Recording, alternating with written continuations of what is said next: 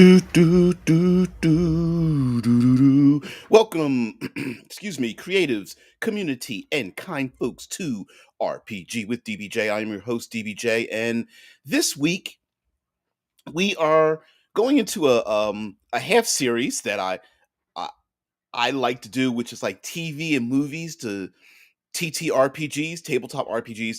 And this week we're gonna delve a little bit into House of the Dragon. Unfortunately, wasn't able to do that during the WotC Hasbro Dungeons and Dragons OGL SRD fiasco.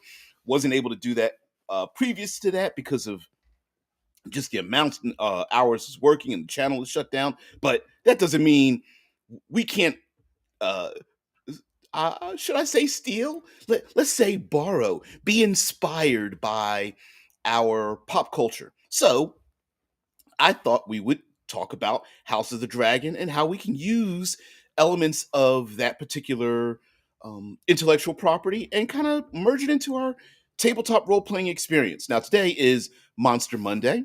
And of course, on Monster Monday, we are going to take a look at monsters. Well, not necessarily specifically the monsters, but how House of the Dragon, uh, the television series, HBO television series, was able to use them and kind of come up with some ideas on how we can use uh, that idea to inspire some of our gameplay. And I think right off the bat, I think the the idea that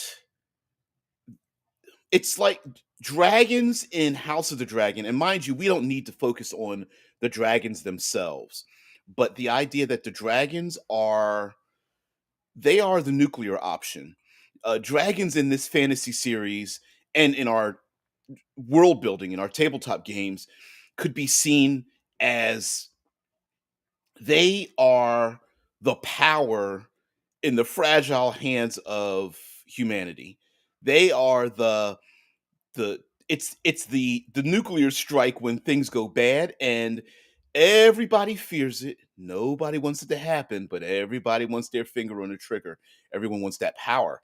And how that power is divided up, how it changes the landscape of the noble houses, how it changes the opinions of the lower folk, and how politics is shaped by the bloodlines and family lines. And we're going to get into uh, bloodlines and magic and the maturity, the ages of the individuals that have control over these dragons, and the power that they represent. So yeah, now let's get back into the chat. See if anybody's got anything to say. Good morning, everyone. All right, so one of the most notable things when it comes to the dragons, at least the history of these dragons, is how are they controlled?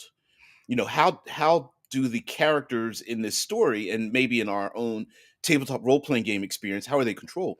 And George R. R. Martin does a great job of pretty much not really explaining a lot.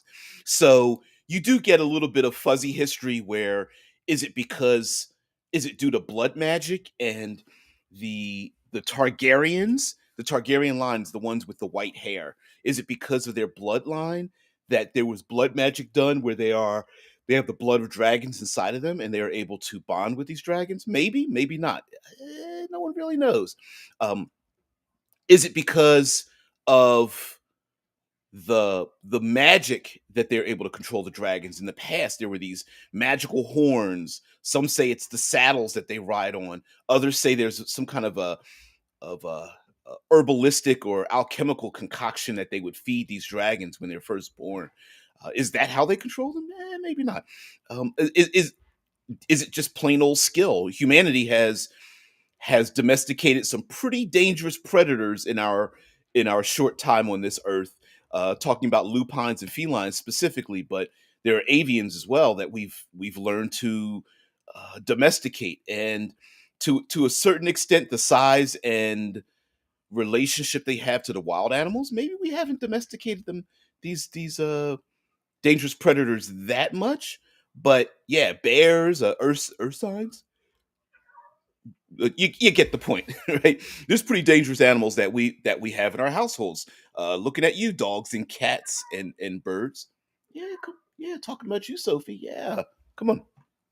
So that's another one of my co-hosts. But yeah, how they are controlled, whether it's a matter of skill and temperament, whether it is a learned skill from generations, much like cattle ranchers and people that train horses and birds and things of that nature, train dogs. Is it that? Um, Also, who has access to them? I mean, how many of these dragons are born? They apparently there are eggs, and they're held in these chambers, and you hope that they give birth, and the eggs are placed into the cradles of these Targaryens. Does that have anything to do with it? And all of this could be absolutely true, none of it true, or maybe true in various different percentages and importance, and you could add that into your own game as well. Again, it doesn't necessarily have to be dragons that are the the that shift the power in your game, but having NPCs, even fragile, uh, I dare say zero level uh, beings in your tabletop role playing game, having access to these extremely powerful creatures really could turn the tides, and might, given enough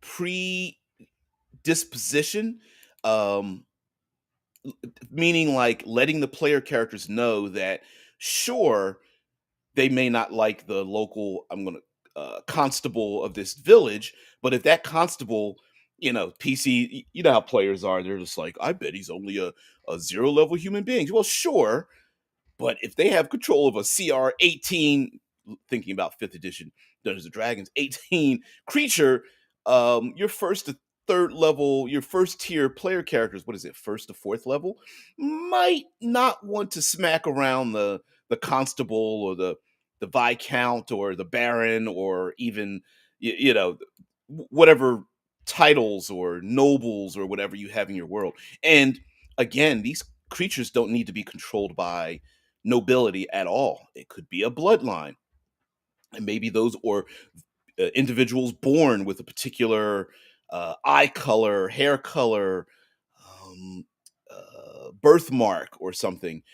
This could be taught in various schools, much like wizardry. Maybe their young people are paired with a powerful creature, and those powerful creatures are bonded with an individual. Uh, that seems to be a constant in the game, House of the Dragon, in the Game of Thrones series, that individuals are bonded with specific uh, monsters and creatures, and there's also, along with the bonding, there's also a personality that goes along with it, so that the personality of the NPC may also, and the dragon kind of blend together a little bit, and that the dragon acts and or reacts to the personality of its owner. And that might be a thing as well. PCs go into town, maybe they push someone around. Let's go back to that Viscount or Viscountess, and the PCs push that person around. Maybe that powerful creature then reacts to that emotional outburst, and then they take action or something like that. Um, so I think this leads a lot of storytelling aspects, especially if you when you get with your lower level player characters. Hey Z, when you get with your lower level player characters, and their actions cause reactions elsewhere because of these monsters, and it would be pretty cool. And let's see, Mars says, "I am here." Ursus Marit Maritimus tyrannus would very cool to have as a pet if it wouldn't maul my face off. Same with dragons. If the D&D ones weren't smart enough for it to be considered slavery, right? Well, okay. Now let's let's add um let's think of this a little bit differently. But maybe I didn't place my parameters on this. So one of the aspects of the dragons in House of the Dragon and Game of Thrones is that many people argue that they aren't dragons at all. That they're basically wyverns just because of their shape, because their forearms are their wings, and that they are animalistic ish in their outlook and behavior. They don't speak, they don't cast magic, they don't have treasure hoards and such. I think the animalistic part of it does lend them more to pets and mounts, rather than like pets, mounts, labor animals, rather than intelligent beasts unto themselves. Although in the books, George R. R. Martin has suggested they are vastly more intelligent than we give them credit for, and that I want to I would associate that to the most brilliant of dogs, in the sense of they're extremely empathic and can relate multiple encounters and relate that information back to the past, right? Like if someone shoots at them with crossbows, they know what a crossbow is. Or if they meet, I suppose, a wizard or arcanist in this world, they know what magic is. So they're smart enough to understand that. And I think that has a lot to do with it, right? Because then if you remove their intelligence, um, and some of their individuality, it does make them a little bit more dangerous, because now you're leading that into the hands of humanity.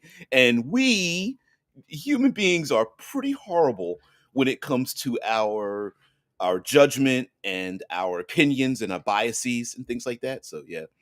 Zamar says a young person paired with a powerful read, world ending.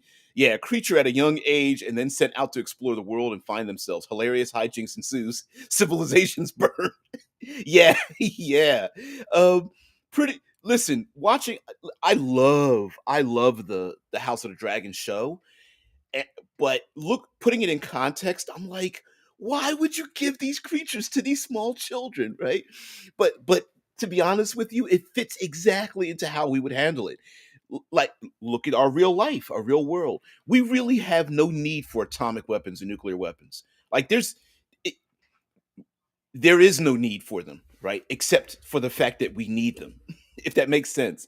You know, we all know it's a zero sum capability, but now that we all have them, or very many countries have them, and we claim to have enough to pretty much annihilate modern civilization as we know it, it keeps us from using them. Unfortunately, in this world, a lot of that power falls in the hands of very few people, and when they're in the hands of children and adolescents and people who have their own agendas and their own biases, and can be intimidated, threatened, controlled by their own instincts and such. Yeah. Ugh. I love that term. Hilarious hijinks ensue, civilizations burn. Hell yeah. Hey, Atlantean Mariner. I was reading Elric of Malnibone and Divrim Tavernus basically a low-level NPC, but as a retainer of the Emperor, he has access to dragons if you mess with him. I know about Elric. Elric is ugh, is pretty nasty, dark series, but excellent in its telling. I'm not familiar with the Divim Tavernus character, but having low level, like you said, like low level NPCs with a lot of power behind them, really, I think if it's introduced early and the player characters are aware of it, I think that it it it does change how we deal with individuals. Bullies are like that, right? Like a single bully that you could just kick their ass is one thing, but when that bully has access to great power, maybe they are very influential on social media, they have a gang of 5 to 7 other individuals behind them that are easily manipulated. They're like sycophantic bullies. It, there's a lot of that, right? Mike says doing Mike mentions doing Dragon Riders of Pern or Game of Thrones related might be better pulled off using wyverns or drakes. Yeah, dragons as we know them in game are arrogant, self-righteous, and narcissistic. Yeah, they're well, I think those of us in the gaming sphere know that the word dragon doesn't really mean what they say it means within the Game of Thrones and House of the Dragon. They're pretty much we use other terms for that: serpents, drakes, worms, wyverns. Um, oh, there's some others in there too. Reptiles, and mind you, we don't need to use them. I think that drag. I'm using the word dragon very, very, very loosely here. That flying beasts that have that can expel. They don't actually need to even expel like uh, dangerous, evocative, evocationist types of power or anything like heat and cold and acids and all those kind of things. I think it's just okay. Let's use if we use something else other than dragons. You could use like beasts and monstrosities and what's the other term? Aberrant creatures, like anything that's very, very powerful that simple human beings or humanity. I don't want to say human beings, but humanity, elves, dwarves, orcs, all that kind of stuff can control. Yeah, Dragon Riders Return series has similar dragons and they're bonded riders. That's what Dead Man says, and I think the same thing. I think stealing that to use maybe in a particular region of our world building, I think would be pretty awesome because it would change the dynamic when the player characters deal with NPCs. I mean, if it's easy to find who those people are, maybe they wear a particular type of robe or medallion, or they have a certain hair color or eye color, or they walk around with an entourage or something. The player characters and how they deal with an NPC that's arrogant, unruly, uncompromising, who's threatening, who they have to make a legitimate treaty with, might really change, especially if that person is 17 years old or they're a grown adult, but they're known to have uh, pretty base desires or something. Zamar says, "What if and this can limit their impact?" And yes, this does stray from a Game of Thrones lore, which I don't care about that, but it helps a lot. What if wyverns were aquatic creatures and drakes land based without wings, no wings? Why not? Like, right? Like, wouldn't that then give us, I think, a domination over a particular environment? Like, if these creatures are, let's say there's a clan that has a water domination with these with sea serpents or something, right? Then that would change trade and travel and um you know trade routes and piracy and all that. Like, would that change? Would a simple misstep or unpaid toll or something like that be the downfall of your particular community? Maybe. Yeah. So I says we don't need to give walls no purpose in this in this world. I'm with you. I'm with you there. Yeah, at least. And also, especially as portrayed in House of the Dragon, they specifically told us and gave us evidence that absolute control is not absolute, and neither is absolute power. Right? Like, these creatures, these beings, um, they are, while they are influenced heavily by the personalities of the ones that are bonded with them, also there's a little bit of lack of control, right? Like, I'm looking at you, pit bull owners that strap giant chains on them and then love to walk around with them barely holding on to their aggressive nature, walking down the street or fake threatening people that go by or your neighbors or something.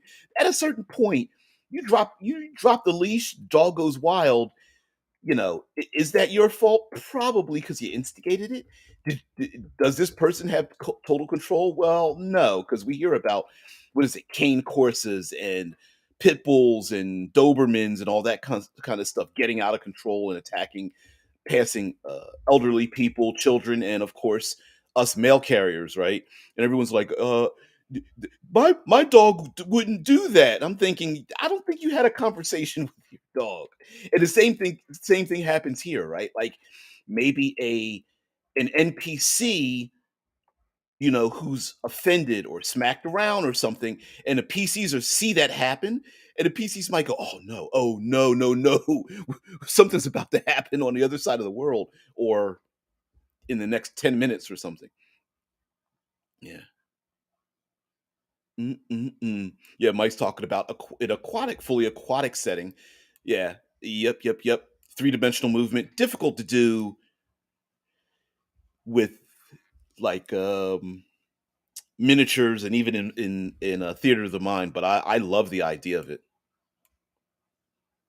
Mm-mm-mm. Z says Tucker's kobolds. Don't Not familiar with the idea of Tucker's kobolds, but I do like the idea of playing with the idea that the overpoweredness of it is what makes it pretty interesting.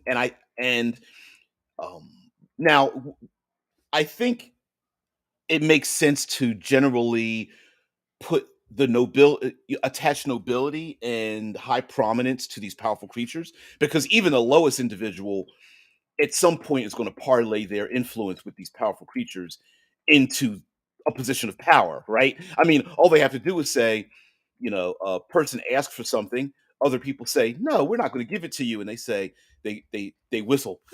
I can't. I'm not going to whistle in here, air, but they whistle for their powerful creature, whether they are in Dungeons and Dragons. We've got, what are some side creatures? Um, Basilisks and cockatrice, gargoyles, and manticores. We don't have to limit ourselves to those specific things. Heck, even hippogriffs and Pegasi, um, count as mounts. Even larger creatures, purple worms and krakens and such, to have them held within the power of the limited scope of small human beings, I think is pretty cool. Now, we could start to shift and change if you really want to go away from House of the Dragon and Game of Thrones. Maybe one or more of these creatures are held in check by a cult. We love ourselves cults, right? So it could be ritualistic control, meaning that they are controlled by a large number, like a council of individuals. It could be that individuals have to go on some kind of a hunting or pilgrimage to bond with these creatures, and that a little bit of their power goes into the turning the mundane into not so mundane. Hey, the more powerful monster that you bond with, the more powerful you become. Free and easy level advancement. Let's just put it that way, right? Maybe that has something to do with it as well. This middle picture here, riding on the back of this serpent, is kind of cool, pretty interesting. I don't want to click on any specific one because I know I'm probably getting a bit in trouble for this, but whatever. Um, there's even like um, there's even the idea that the monsters themselves might be more influential than we give them credit for, so that our humanity's humanoids behavior might actually be influenced by the monsters themselves. So if the monsters are territorial, they have a pecking order, they have a migration or breeding stage, they have a transformative stage, like going into hibernation, or spinning a chrysalis, or shedding their skin, or something like that. Maybe there is humanity, or at least the humanoids that are attached to them. Maybe their behavior starts to change, um, like the dragons, and we saw a little bit of that or there is a bit of that in House of the Dragon, and it was pretty cool to see that. 'Cause Kobolds is a Dragon magazine article on how kobolds and goblins are Vietnam War era specialists in asymmetrical warfare. Traps to say, yeah, yeah. I don't remember reading that, but I absolutely agree with it. Right? Um, yeah.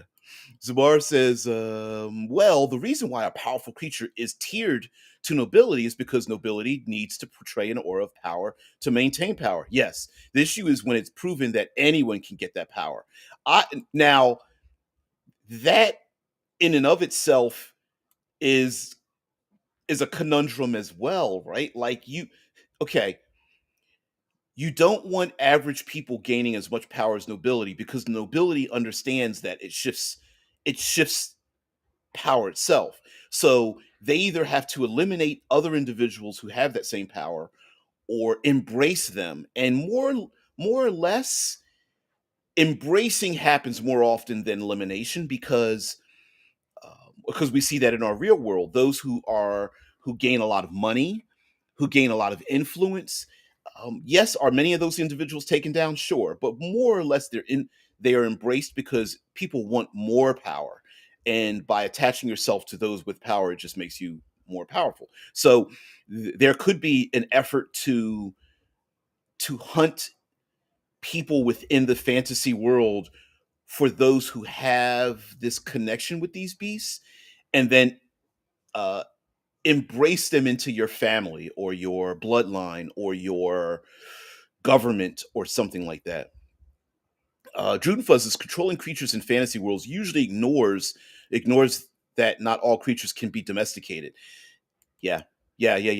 And here's the thing: both in game and out of game, both are meta description of it, and both in world the term domestication has different meanings, right? Like we can say they're domesticated ish, but that doesn't necessarily mean that that happens at all. Like there's lots of wild animals that you can feed and they will come up to you and they will, as long as you feed them, they're cool.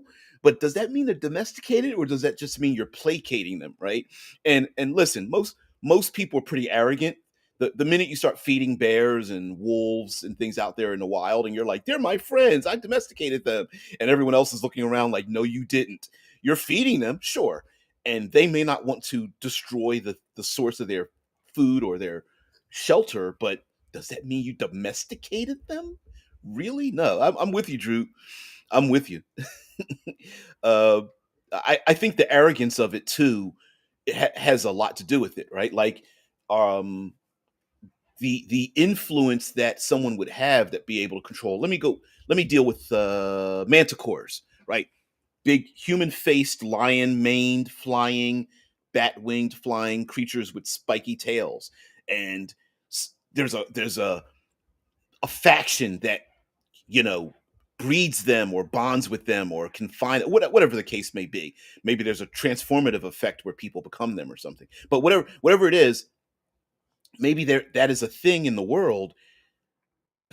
You know, do they have perfect control of these creatures? Maybe not, but I love it anyway. And what a great way to mix politics, urban encounters, various NPCs, factions into your world, and still keep them relevant for higher level play. You know, one of the difficulties in urban encounters is the fact that beyond first tier and maybe even a little bit of second tier, it kind of doesn't really make sense for powerful monsters and creatures and adventures happening in urban locations because it very easily outstrips the physical distance and the numerical abilities of a lot of mortal beings.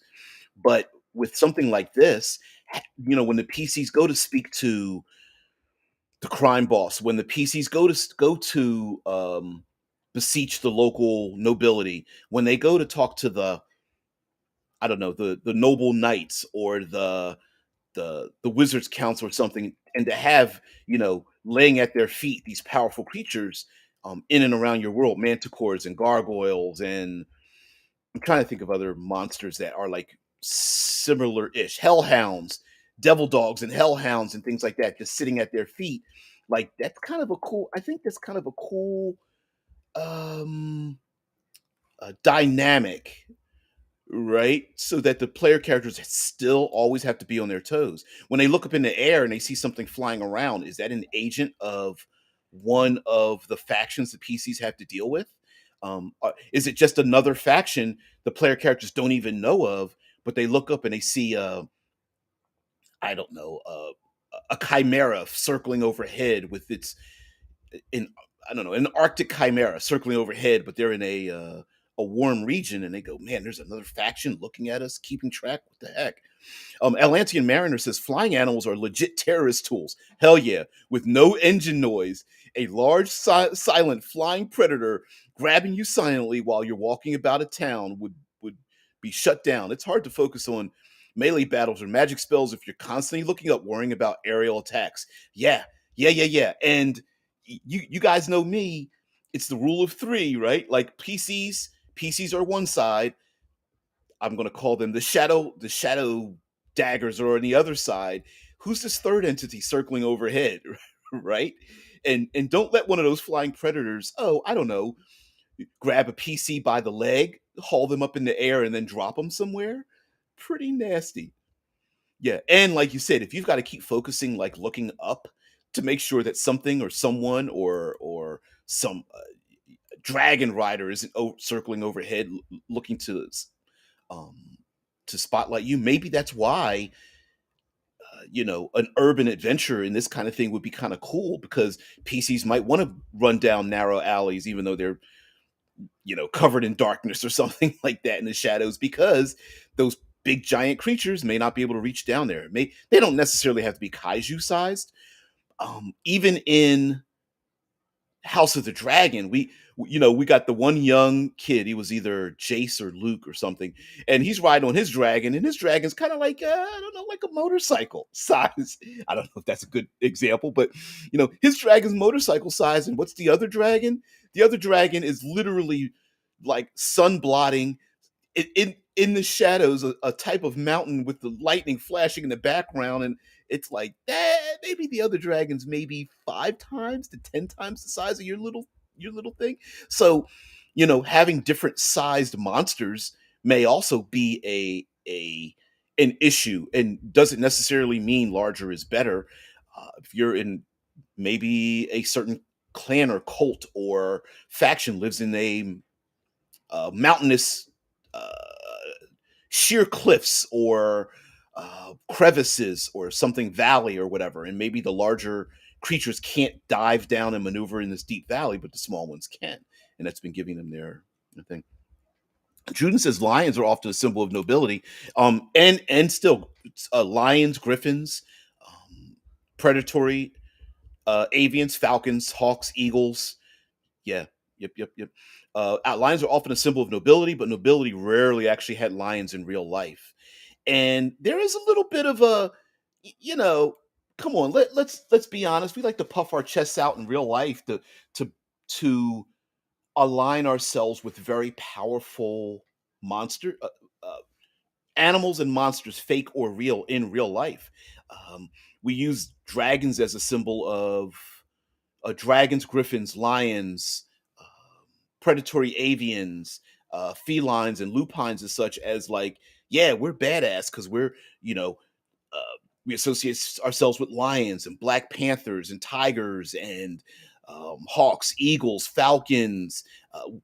What are some other ones? Sharks, lampreys, so on and so forth. So, yeah, using those as symbols in the world would be awesome as well, even if they don't have access to those things. So Mars says dragons shedding their skin via just coughing out a fleshy egg sac, a la Evolution, the 2000s movie. It looks like the creature hacked out its organs, but 1 year later. Okay, read this with a straight face. All right, okay.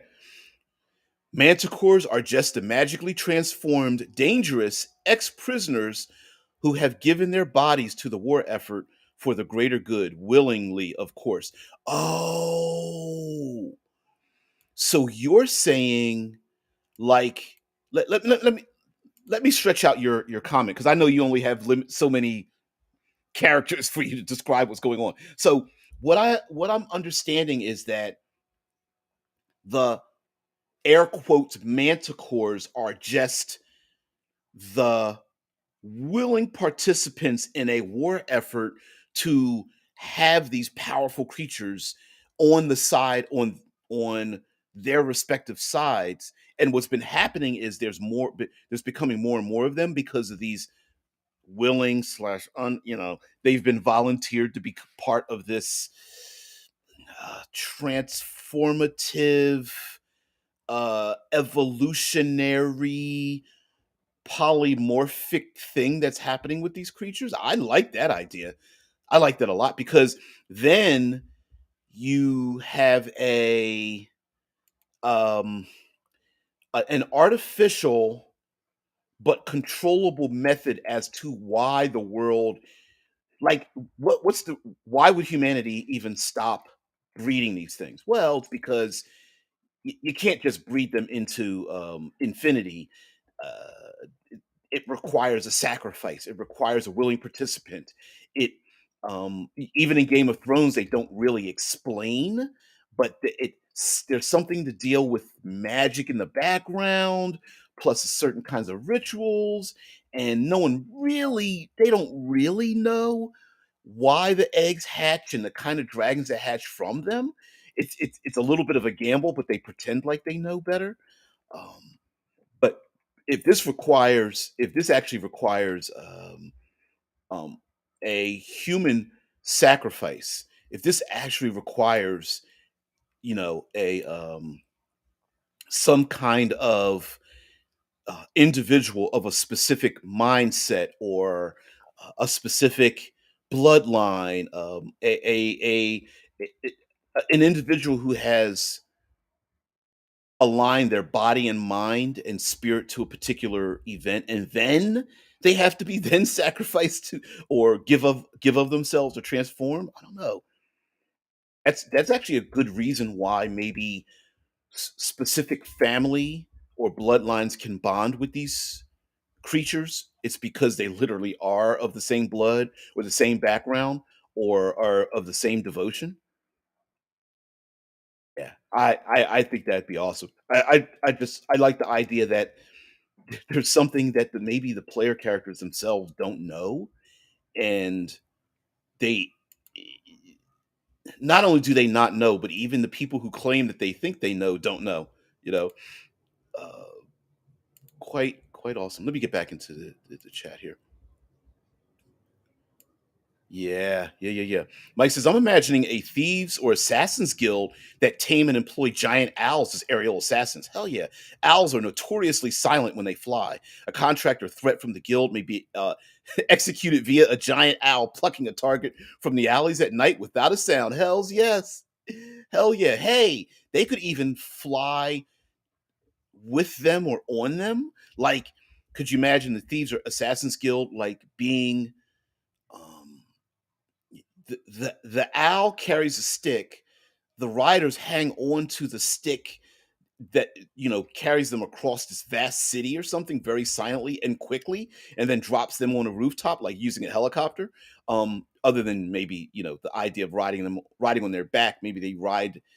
Uh, they are grabbed on their shoulders or something, whatever.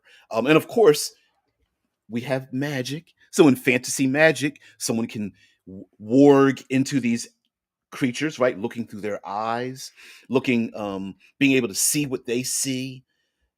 Yeah. Oh yeah. Hell's yeah.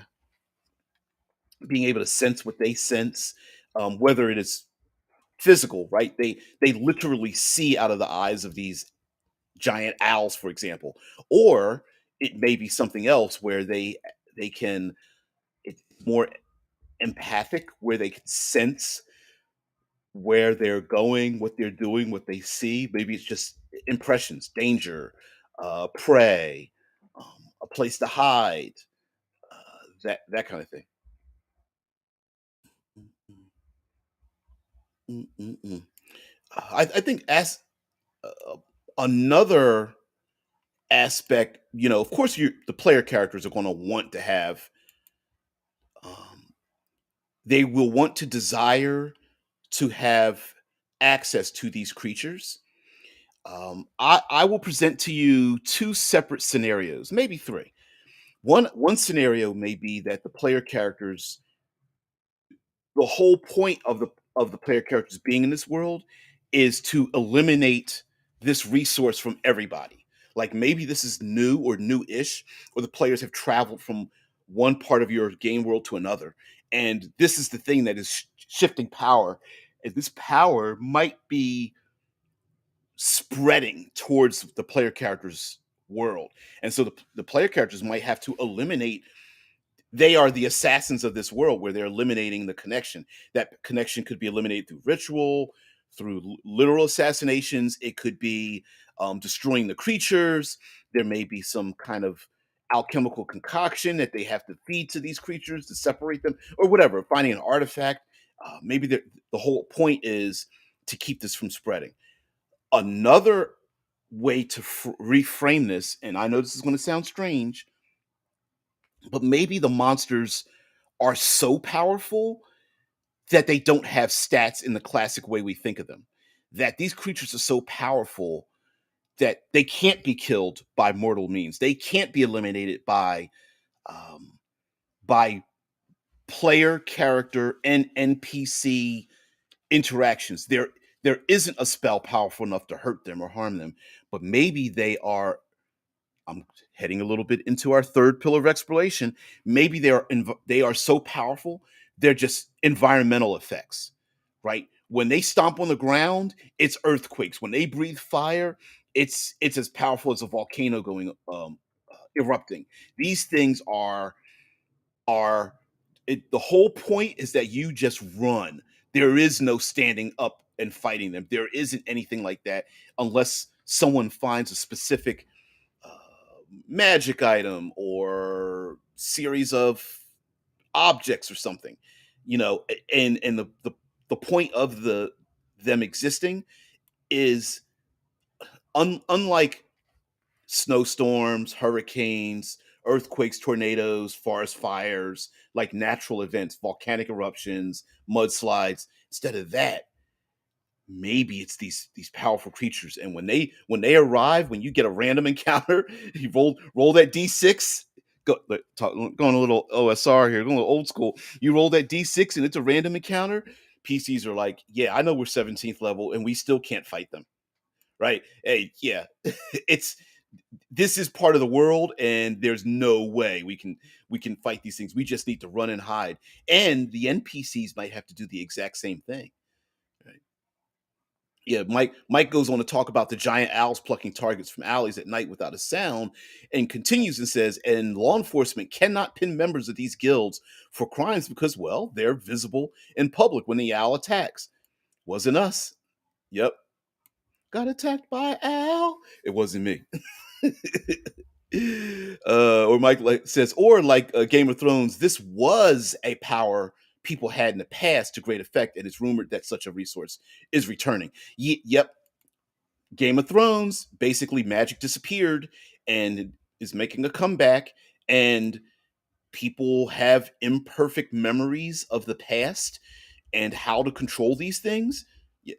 Listen, we we play with nuclear energy and we still are trying to figure out how it operates, right? So yeah. Zamar says the PCs could be part of a rebellion and being assigned to commit a noble genocide. Yep. These creatures seem to spawn with these tyrants' births. To stop the monsters, you have to be a monster. Ooh, what a and there may not be a right or wrong there, Zamar. Right? Like maybe is to the initial goal was to eliminate the nobility. Like the rise of the nobility is the rise of these creatures. Okay. All right. Maybe they find out that there's that effect could be flipped. Again, maybe the nobility themselves are like, yeah, we really don't know what's going on. We don't want to say it out loud, but we don't know why these creatures are here. We just know that we have some influence over them, and they kind of, sort of, in a little bit of ways, do what we say, kind of, sort of. You know. Here's another thing. It could be that the genocide itself, the elimination of these nobles, is the thing that caused rise to the monsters. The old hag is like, "Ha, eliminate me, and I will return sevenfold to exact revenge." And this could be a generational thing where some evil individual tyrant from the past is like, "Whatever, I'm going to destroy you and all your bloodline." And like, as long as there's one of us left, we will come back sevenfold. And sevenfold power might not be sevenfold in number; it might be sevenfold in capability, and that they're no longer human; that they are these bestial things. I think the idea of that too, and the player characters themselves. Power corrupts. Absolute power corrupts absolutely. The player characters are like, yeah, we need to fight fire with fire, and that may be a way. Like that's why the cycle keeps happening because every time they said agents, those agents are like, controlling dragons isn't that bad, is it? Yeah. Oh yeah, Mike. Let's turn this on its head. Version 1, people don't control dragons. The truth is dragons control people. Yeah. Yeah. Yeah, absolutely.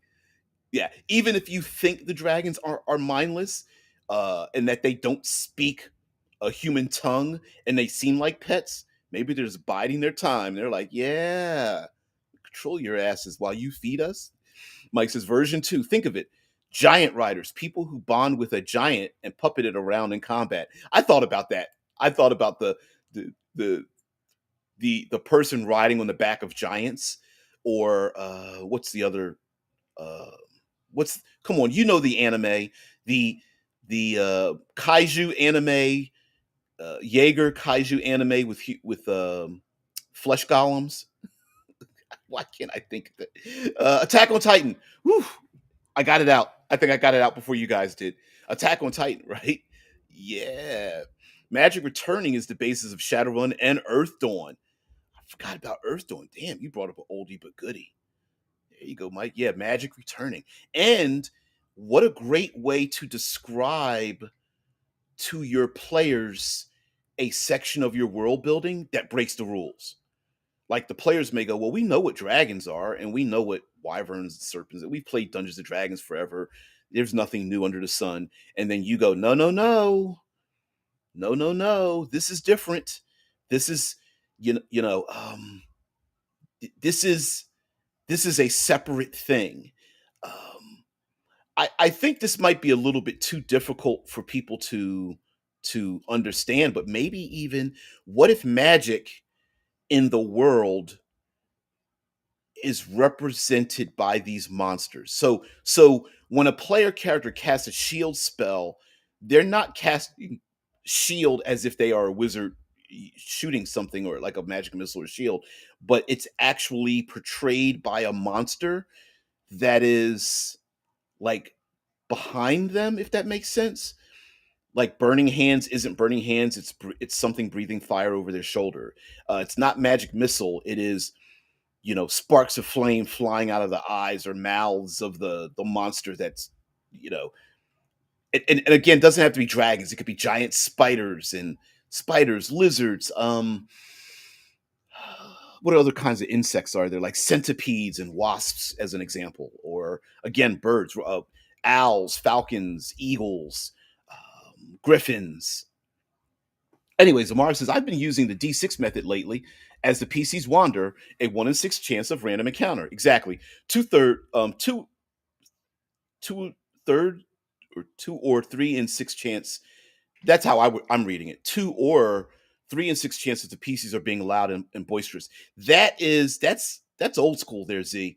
Um, Old school used to be 1 in 6, and you keep adding one based on player character activity. So if the player characters start having fights in dungeons, you up that to 2 and 3. If they're not only having battles in dungeons, they're leaving behind plenty of evidence, dead bodies, food, um, something that draws somehow something that draws other player characters, something that has a scent to it, or a sound, or even arcane magic that can be sensed by something else or other things in the dungeon. Oh yeah, it always moved up to 2 and 3, 3 in 6 chance, getting higher and higher. And the point For players, I understand why they think this is a resource drain, right? Oh, random encounters. All it is just random fights. Well, yes, because you're causing your own downfall. Random encounters weren't just time sinks. It was you need to. There's an objective, and the more you hang around, the more you suffer analysis paralysis, the more you diddle daddle, the more you. It was the I. It's why in the OSR the idea of sneaking and hiding and parlaying was far better than just bust the door down. It's our exact. It's been the next encounter is balanced out. Let's have another fight. The whole point of that was, yeah, you can't afford to have random encounters. It was the random encounters was the punishment for taking too long, um, not being smart, not being careful. That's what it was. I'm with you there, Z. Z says now I can't help but see cat and lion-sized dragons next to thrones of young and old kingdoms. Yeah, the kings and barons look into their chained pets' eyes before making major decisions. And listen, how many times have we seen um lions and gargoyles and stone carved animals at the head of buildings, thrones, on architecture. In a fantasy realm, they could be real instead of stone. Um, could they be like gargoyles, like they are stone until they're used? Sure, but maybe not. Maybe they just hang out at the foot. Like, listen, we got drug dealers that get in trouble by buying like white lions and giant pythons and things like that. Everybody with power, come on, you can't tell me it wouldn't be sweet to to have family come over, family and friends come over to your house, and you just have these giant beasts sitting in your house, laying next to your throne. Like, yeah, this is my pet lizard over here, and here's my pet. I don't know, spider demon creature or something. Come on, people. If you could buy them and you could have them, and they could be reasonably domesticated. Well, no, let me take back domestication. There's a reasonable assumption that the owner won't suffer any harm, people would absolutely do that. Oh yeah. Oh hell's yes. Oh man. Mike says, getting back to Vancian lore, what if spells are infernal or abyssal? You're literally channeling demons. Oh hell's yes. Oh yeah. Yeah. Why not? We used to play like that. Like if you use certain spells, the spells came from somewhere else. And you were opening tiny portals to other places, and eventually the you know you're you get the spell from the abyss, and one day the abyss spells back at you. That's a terrible reframing of that phrase, but whatever. Zamar says when the players find a lost kingdom, they find a giant dragon sleeping in the throne room, taking up half of the room. One of the PCs looks into its weary eyes. Ooh. All I have to do is take one of your eggs, and you will make me a king? It can't be that simple, can it? The once orphan looks at his friends. He is offering us this place and power. Yeah, I love it. I love it. What a great example of why a large dragon would be in a small space that it can't get out of, um, or it's like the Jinn out of the bottle. It, ki- kind of like the Wishmaker. If I protect your eggs, you will make me a king. And the dragon's like, yes, I don't really care if you become king or not. Protect me and mine. And yeah, Mike says, my home brew on random encounters. Okay. Every player rolls a d10. So do I. If I match one, if I match one of them, an encounter occurs. The reasoning is this: the larger the party, the more noise they make. Thus, yeah, more chances to trigger an encounter. Hell's yes. Hell yeah. And maybe you make that encounter kind of sort of happen to the person that where you match the role. I would do it that way. I would do it. I like your idea there, Z, where the dragon's like, or maybe the dragon doesn't even say anything. It's the PCs come upon it, and this is what's been told to them.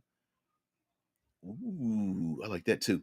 Atlantean Mariner says an overlooked issue. If dragons coincide with magic, now killing a dragon means you lose access to spell slots or spell levels locally. Maybe other magic users might not be happy with the PCs. Hell yeah. Hell's yes. Yeah, there is no power without cause. Hell yeah. I like that. I like that effect a lot. Like, what if that's the what if that's been the cost all along?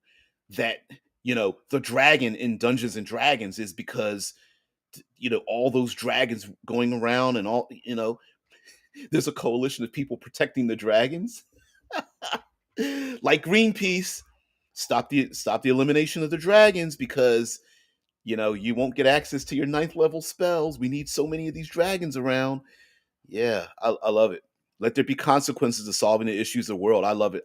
I'm with you too. I love that idea because what a secret to uncover for the player characters, especially if you've got a group of players that's a little bit power hungry. They're like, oh, I can't wait to get my seventh level spells because that's where I get delayed blast fireball and prismatic wall. I don't know. I actually don't know which spells are what, but yeah, they go dragon hunting, and then you tell them, guess what, guys?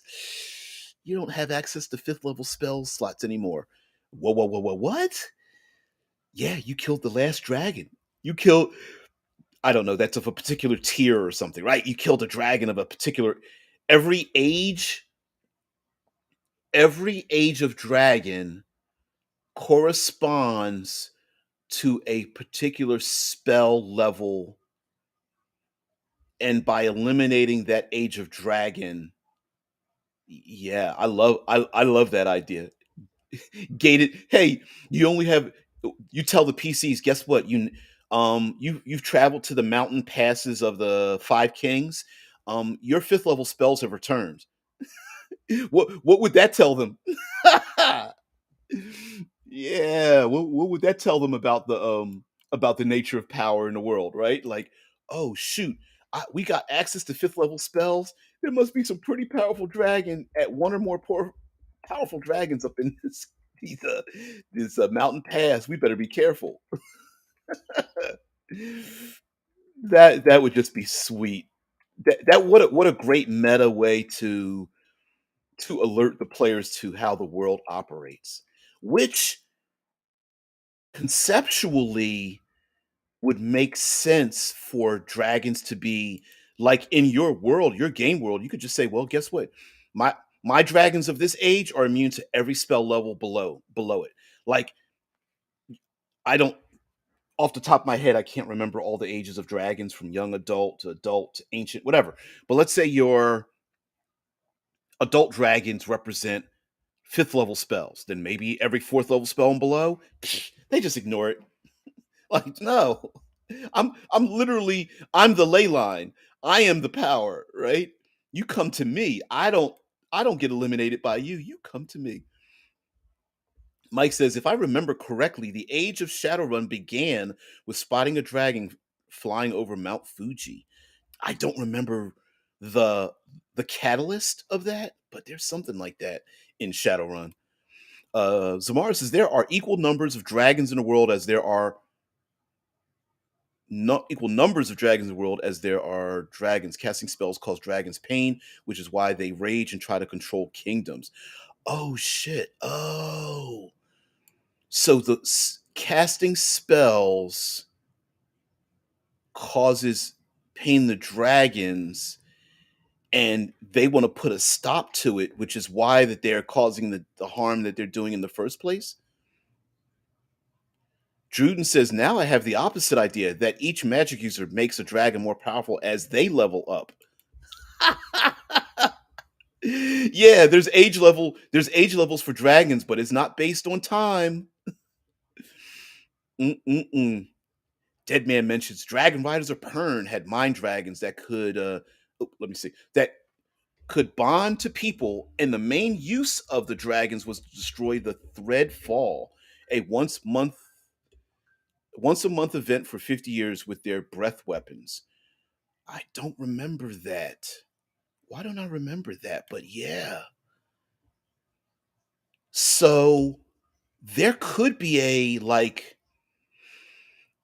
a weird oh, maybe the world doesn't have as many powerful wizards because they know that at a certain point they have to mind meld with the dragons, or maybe those powerful wizards become dragons unto themselves to keep this certain event from happening. Like maybe there's an equilibrium or something.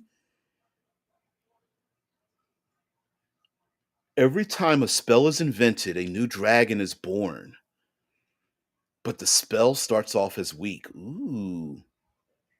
Thank you, Deadman. Deadman mentions in link in the Discord to the wiki for Pern. By the way, guys, if you look down in the doobly doo, there's a link to the Discord. You could join the chat. I I've forgotten to put to at least put me in the voice chat. And shit, I gotta remember that. Thank you. Remind myself to do that, dead man. Equal number of spells as there are dragons. Yes, yes, yes. I think I yeah, yeah. So Samara says that there are an equal number of dragons in the world as there are spells. That would be interesting. Could you have could you eliminate a spell completely from the game world by eliminating the dragon associated with it? Like could could you literally eliminate the spell fireball from the world by eliminating the red dragon that represents the fireball itself? That would be and dragons maybe correspond to spell schools. So necrotic spells might be associated with black dragons and there's all the other dragons. There's the psychic dragons and whatever. We've got a billion dragons, right? But maybe they like are kind of sort of classified into schools or damage types or something. Level up fifth edition classifies spells beyond schools. So you have like spells of war, spells of the mind, spells of time, spells of seasons. That could be a thing. That would be interesting to have a spell associated with every dragon. Yeah, Mrs. Barr says, yeah, bingo. That's what the concept I'm running with. Yeah. Yeah. Wow. My, all mind dragons can sense and are immune to all enchantment spells, maybe like charm monster, charm person, hypnotism, mind proby, any mental illusions. Like maybe that they are the progenitors and the both the progenitors and the bane of those things. That'd be kind of cool. That's kind of sweet. All right, guys, we got to the end of this.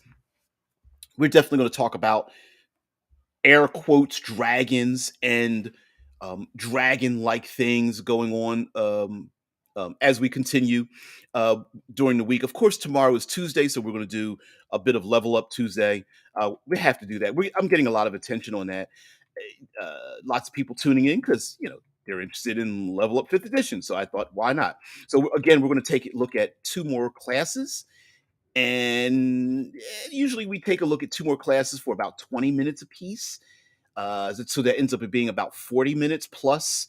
And then towards the end, we'll take a look at maybe some other things in the um, in Level Up Fifth Edition. Usually we go into the Monstrous Menagerie and maybe even Trials and Treasures book, but we'll do that as well.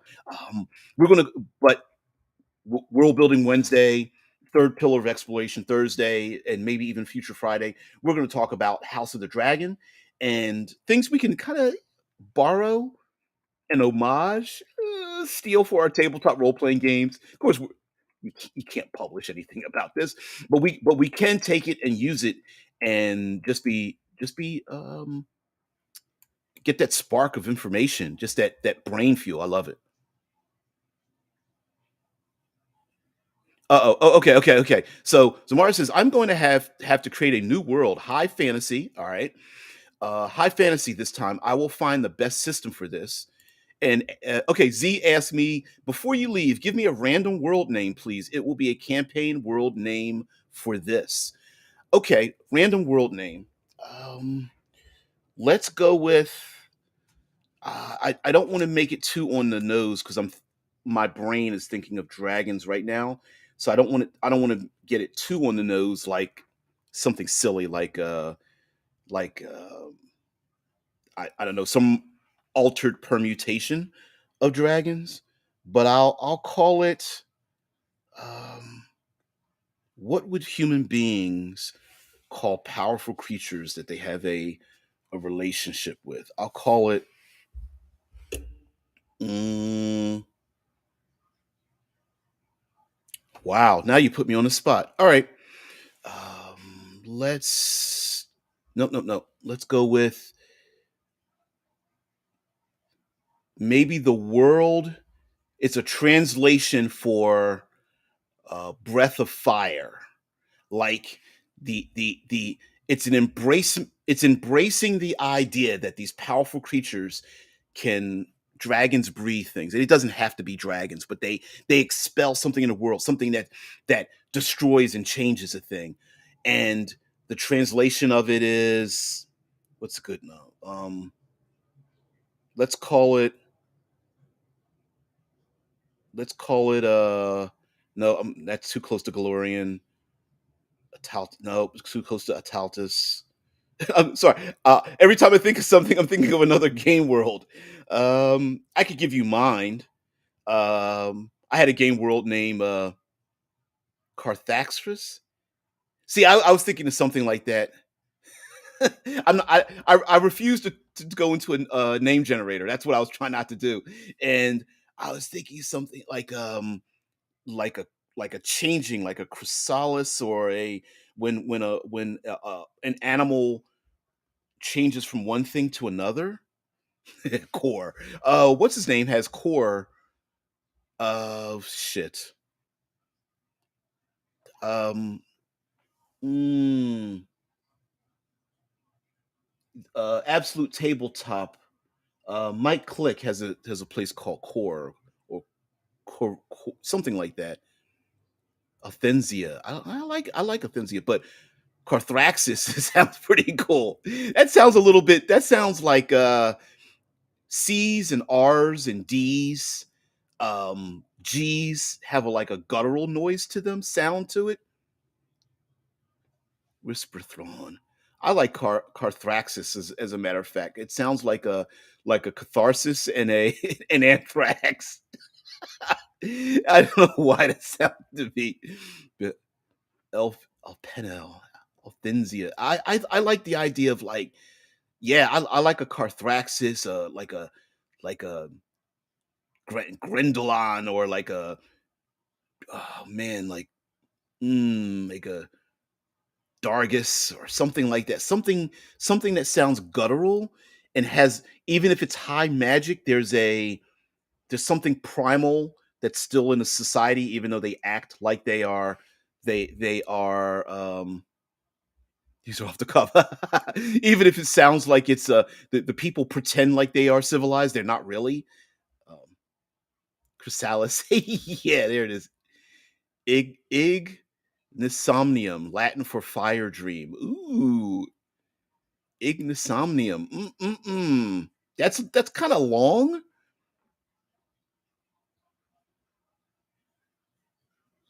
Ignisum. That well, no, people that are brutal like to fake that they're not. So it could be a plate. Pyro, Pyrrhic and pyro. That's a little too on the nose with fire. Even if it does mean something like change. Like I know igna is fire for is Latin for fire, but you could even make it even more closely related, um like pyroisium. No, that sounds like a material. Um Chrysalis, where everything changes. Only constant is where everything stays the same. Yeah, dead man's insomnia, Latin for some. It's clicking something in my head. Fire dream. Thank you there. Calling back to something else. Um, since we are at the end, first of all of you who have to leave, please do so. Yeah, the chrysalis, the pape of a moth. Yeah. Yeah, the chrysalis. I know you're probably on your phone. You're headed off to work. Um, I'm going to, you know what? I'm going to show you guys something. Just because I decided to have some fun with some layout, and I'm going to share a thread because I laid out my my role playing game, and let's see if I can make this big enough. I know. There we go. And I did a layout, so I took all the rules and laid them out differently, and decided to take my Dreamfire game. Um, but I do like the idea of a chrysalis. It seems like something small and changing. You know, when a moth goes into it, spins its cocoon. Caterpillars the same way, and it just brings a new life. Yeah, I decided. So, yep, my Dreamfire game. Decided to do something different with it. Spread it out so it's readable. I don't know how. It's not very smart of me because the it's pretty high res, but I thought I'd do something, and that's the name of that's the proto name, and that's the Kapakle who created it, and that's his game system. But I thought I should show it to you. Ooh, this one, little elemental mark, a little bit of earth, air, fire, and water here. Plus, there's light and darkness, so it's sitting on a dark table with some light in the background. And mm, mm, mm.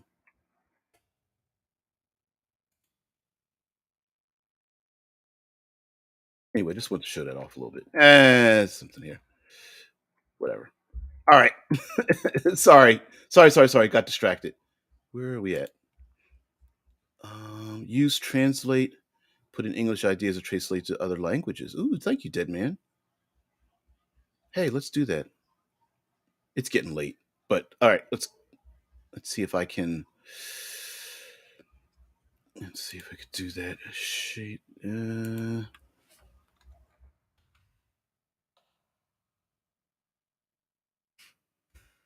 mm, mm. Here we go. Let's go with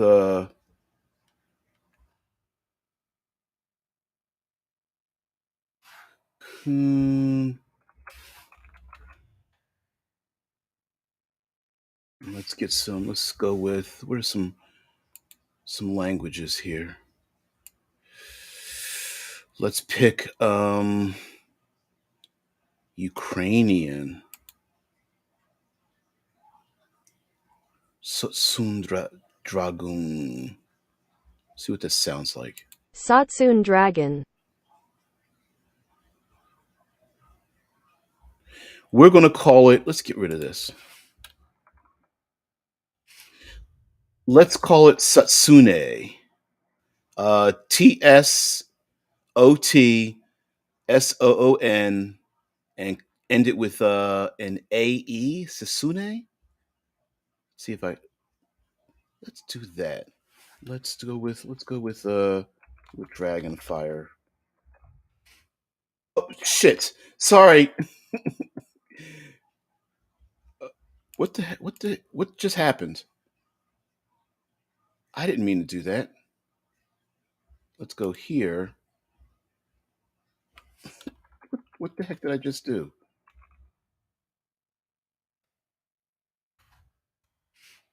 Oh, I don't know how to Von Dracon Vahon Dracona. Вогонь дракона. Oh, I almost got it right. Вогонь дракона. Vahon Dracona. I like that. Yeah. Let's do that. I like the way that sounds. Oh, you got this. I don't know. You can't really see it. A home apostrophe Dracona. That's a little bit too on a bit on the nose, but Satsune is Satsune is more subtle because you wouldn't know it because it means cocoon, and Vahon Dracona is more on the nose. So I'll give those two to you. Drumvor on Afrikaans, meaning Dreamfire. I might use that for my game. Yeah. Satsune isn't Japanese, but I'm getting a um I'm getting a Japanese clan vibe from that name. Let's stick with that one. Let's stick with that. Vahon Dracona could be a clan involved in this. Hmm. Okay. All right. Anyway, sorry. Sorry. I feel like I want to pull out a, Google Doc and start typing some stuff down right now, but I can't. So anyway, guys, thank you so much for being part of the show. We're going to get into this Wednesday tomorrow. Of course, level up. Why is static electricity? Uh, Zabe here, guys. Have a great one. Z, yeah, we're on the same page. Like, I'm getting nervous, knee. You know, your knees start shaking because you're getting excited and stuff. Yeah, Satsuna. Yeah, Dead Man. Thank you, Dead Man. Japanese would be Satsune. Now I know the two aren't related to each other, but for some reason it just sparked in my head. And yeah, little shout out to Ukraine there. I did. It wasn't on purpose, but I was like, yeah, let's do that. Let's do that. So I'm liking this. I'm liking this a lot. We're going to continue this world building on Wednesday. So um, those who aren't part of the show, those who are part of the show, that couldn't participate, whatever, and you've got something in your head, and you're like, oh, I want to get this out of my head. Develop and bring it back. We're going to continue this on World Building Wednesday. Absolutely. Again, just remember, it's an idea you can steal. So if you plan on using this, A, of course you can use it, and B, somebody else might be using it as well. No big deal. So, yeah, guys, have a great one. I will see thee later. Let's share this one instead before we get out of here. Dragons and dragon fire. Love dragons. Dragons are like the epitome of like just they're everything in a predator all wrapped in one, man. I love them. But gotta go. Peace.